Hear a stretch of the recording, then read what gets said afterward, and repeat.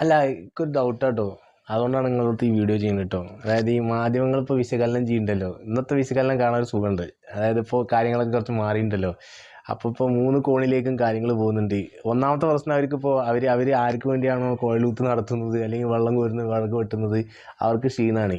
പക്ഷെ ആ ക്ഷീണം എന്തുകൊണ്ടാണ് എന്നുള്ളത് പറയാൻ അവരെ കൊണ്ട് സാധിക്കുന്നില്ല. അവരെല്ലാവരും പറയുന്നത് തെക്കൻ കേരളത്തിലെ ന്യൂനപക്ഷ വോട്ടുകളുടെ ഏകീകരണം, അവർ ഇടതുപക്ഷത്തെ കൈവിട്ടു. വടക്കൻ കേരളത്തിലോട്ട് പോകുമ്പോൾ അവിടെയും വോട്ട് ചോർച്ചയാണ്, പിന്നെ കുറച്ച് അന്തർധാര. ഇതൊന്നും പറഞ്ഞു വെക്കണ്ട. കടം, കൊള്ള, കഴിവില്ലായ്മ, അതിനുശേഷം അന്താരാഷ്ട്ര തള്ളും. ഈ 4 കാര്യങ്ങളും കൊണ്ടാണ് ജനം പൊറുതി മുട്ടിയിരിക്കുകയാണ്. അല്ലാണ്ട് അവർക്ക് ആ ഒരു പക്ഷത്തോടുള്ള വെറുപ്പ്. അതായത് നിങ്ങൾ കൊള്ളയടിക്കുമ്പോൾ നിങ്ങൾ സഹകരണ ബാങ്ക് അടിക്കും, നിങ്ങൾ അമ്പലം അടിക്കും, നിങ്ങളെല്ലാം കൊള്ളയടിക്കുകയും ചെയ്യും. നിങ്ങൾക്ക് കടവും വേണം, നിങ്ങൾ കടത്തുമ്പോൾ കടാക്കി വെക്കുകയും ചെയ്യും. എന്നിട്ട് നിങ്ങൾക്ക് ഒരു കഴിവില്ല എന്ന് പറയും വേണം. എന്നിട്ട് എല്ലാവരും ഉണ്ടാക്കണതിനൊക്കെ പോസ്റ്റർ അടിക്കും വേണം. എന്നൊക്കെ നമ്മൾ ചെയ്യുമ്പോൾ സ്വാഭാവികമായിട്ടും ജനങ്ങൾ പ്രതികരിക്കുമല്ലോ. അതാണല്ലോ നിങ്ങൾ ആവശ്യപ്പെടുന്നത്. ജനാധിപത്യം, മതേതരത്വം, ഭരണഘടന, അതൊക്കെ തന്നെയാണല്ലോ ഘോരം നമ്മൾ 365 ദിവസവും പറയുന്നത്. അപ്പോൾ ആ കാര്യങ്ങളൊക്കെ പ്രായോഗികമാക്കാനാണ് ഇങ്ങനത്തെ തെരഞ്ഞെടുപ്പുകൾ വരുന്നത്. അപ്പോൾ അവരത് പ്രായോഗികമാക്കും.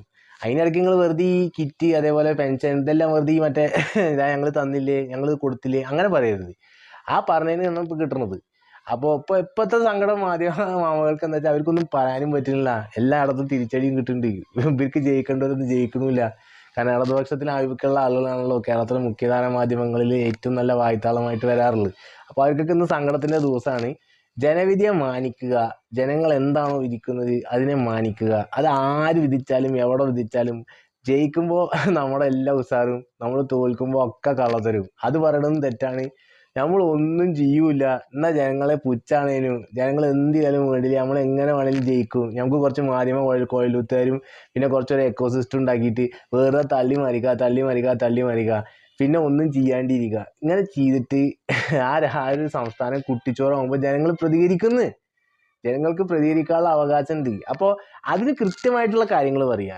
അതായത് ആൻറ്റി ഇൻകംബൻസി, ഭരണവിരുദ്ധ വികാരം വളരെയധികം കൂടുതലാണ്. അത് എന്തുകൊണ്ടാണെന്ന് വെച്ചാൽ ഇതുതന്നെയാണ്: കടം, കൊള്ള, അഴിമതി, കഴിവില്ലായ്മ. ഈ 4 ഫാക്ടർ അല്ലാണ്ട് ഈ 5 വർഷം, ഈ ലാസ്റ്റ് 5 വർഷത്തിൽ വേറെ ഒന്നും സ്കോപ്പ് ഉണ്ടായിട്ടില്ല. അത് ഇനി പ്രതിഫലിക്കും. ഇനി അടുത്തൊരു 4 മാസത്തിൽ വരുന്നുണ്ടല്ലോ ഇലക്ഷൻ. ഇനി അപ്പോഴും നമുക്കിരുന്ന് വിശകലനം ചെയ്യാം. ഇതിൽ വലിയ ഈ ന്യൂനപക്ഷ ഏകീകരണവും കമ്മ്യൂണലും ഭൂരിപക്ഷവും, നിങ്ങൾ ഏറ്റവും കൂടുതൽ മതേതരത്വം സംസാരിക്കുന്ന, വർഗീയമായിട്ട് എല്ലാത്തിനെയും വിശകലനം ചെയ്യുന്ന ഒരു പ്രബുദ്ധ സമൂഹമാണ് ഇപ്പോൾ കേരളത്തിലെ എക്കോസിസ്റ്റം.